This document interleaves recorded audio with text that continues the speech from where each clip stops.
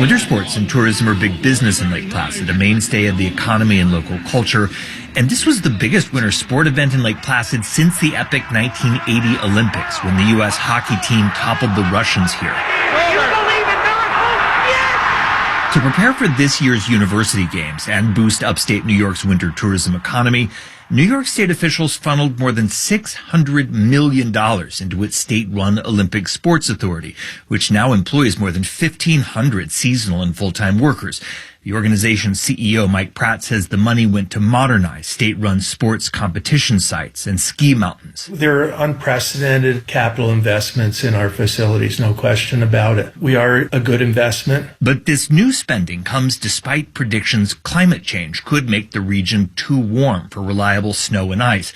And critics, including economist Andrew Zimbalist, say big public investments in sports projects like the ones around Lake Placid typically lose money. When you put in $500 million into renovating what they're calling heritage Olympic venues, you're making an investment without the good part of the investment ever have a chance to pay off. Zimbalist is an expert on public funding for sports mega projects at Smith College. He says cities that host Winter Olympics often tear down sports venues after the games are over because they're too expensive to maintain. In the case of Lake Placid, where you're not getting the Winter Olympics that attracts those tourists and attracts that attention, it becomes even more problematic to make an economic argument in favor of it. State officials say New York's story will be different, and last winter's university games with hundreds of college athletes competing in Lake Placid were supposed to be a kind of proof of concept that these investments will pay off. It didn't turn out that way. The event had some amazing competition, but crowds were thin and there were low ticket sales. Mark Galvin is a Lake Placid Village official and business owner. People thought it was going to be like the 1980 games where there were droves of people in the streets. And there was definitely some loud voices saying, where is everybody? State officials told NPR they were disappointed with the crowds and blamed missteps marketing the games. But they said they're convinced these investments are paying off and will attract tourists and sustain jobs for decades to come. But economist Andrew Zimbalist says keeping the authority's operations going is certain to require even more taxpayer dollars. It's not just $550 million. Beyond that, it will be the maintenance and updating that will go on for decades and decades. NPR asked the Olympic Authority's Mike Pratt how much he believes Lake Placid sports and tourism sites will eventually cost taxpayers. It's beyond the scope of what I know. It takes time, and it's been hard to budget. For now, the Olympic Authority's reliance on taxpayers is still growing. In May, the organization's board voted to boost their funding requests again, with state officials now saying they'll need roughly $120 million each year from New York's legislature, at least through 2027. Brian Mann, NPR News, Lake Placid, New York. This is Morning Edition from NPR News. I'm E. Martinez. And I'm Steve Inskeep. And I'm Michael Hill. Marketplace Morning Report is next, and later on Morning Edition, Fox News is facing yet another big defamation lawsuit, this one over January 6th allegations.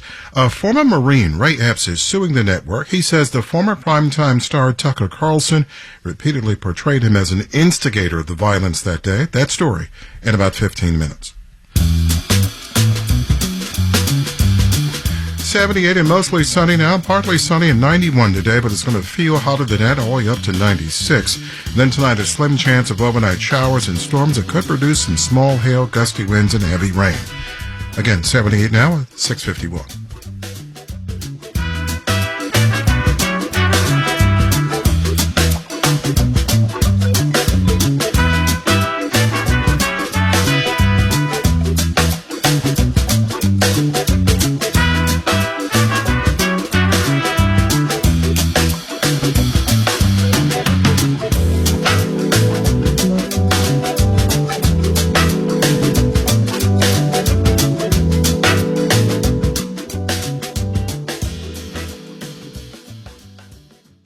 Support for WNYC comes from Audible Theater, featuring new performances from Eva Noblezada, Gabriel Byrne, Andre Royo, and more this summer as part of Audible's catalog. More at audible.com/summertheater.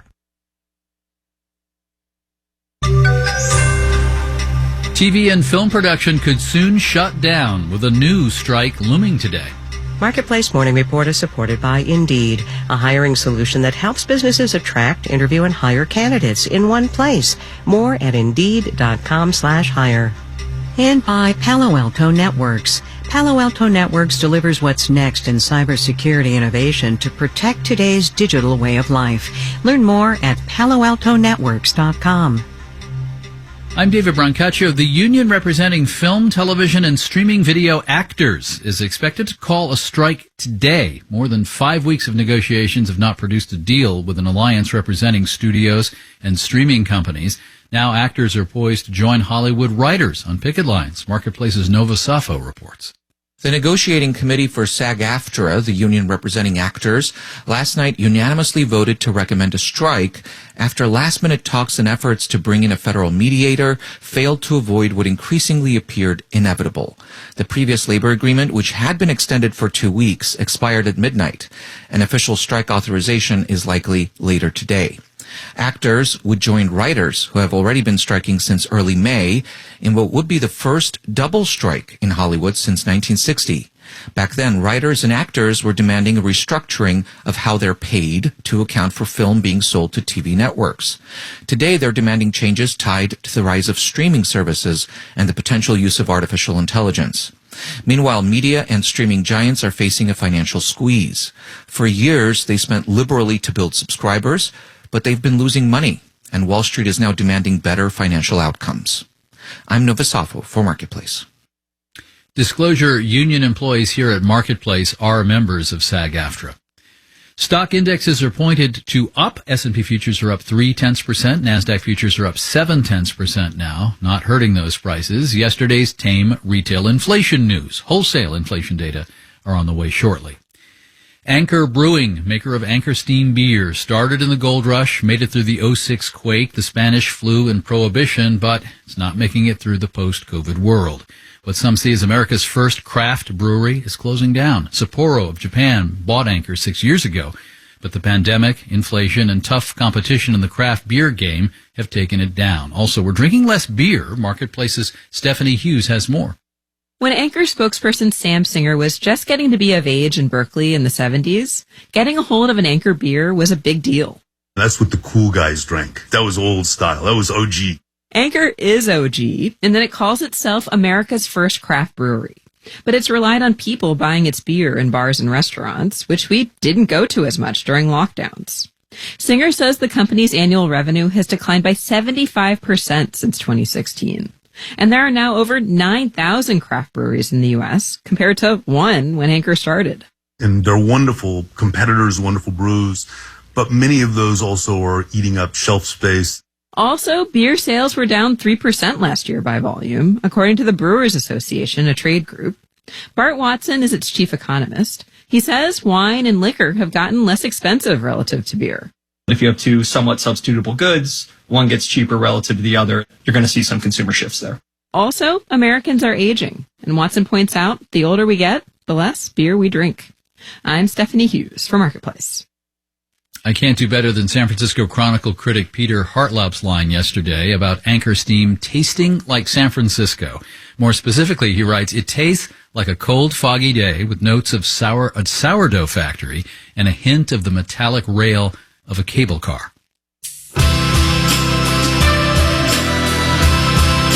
Marketplace Morning Report is supported by C3 AI.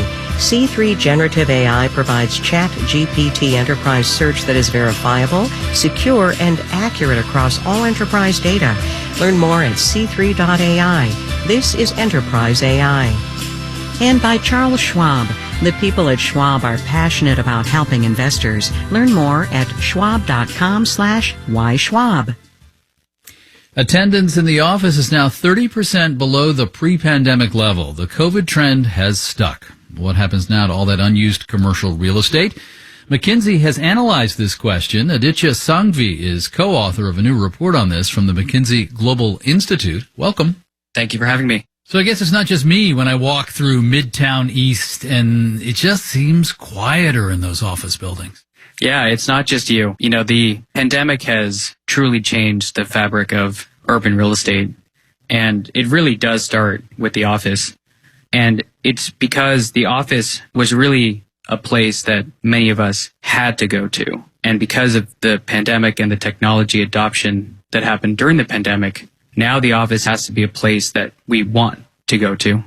The reality is that most of our office spaces are not set up well to be a place that I want to go to. And as a result, you're seeing a lot less people. Yeah, I mean, you're not going to find much childcare if you go into the office. That's a big issue for people. And also, unless you live right nearby, there's going to be a commute. Yeah, exactly. And I think the commute in particular has been one of the main reasons why people are not coming to the office. And, you know, the reality is that the experience at the office is not always better than the experience at home. So even if I did take the pain of making the commute, am I going somewhere where I feel more productive, more, joyful, it's more convenient than being at home? The answer for many knowledge workers is no. So companies must be reevaluating their relationship with commercial real estate. I mean, some are stuck with leases, not much they can do, but others are reevaluating.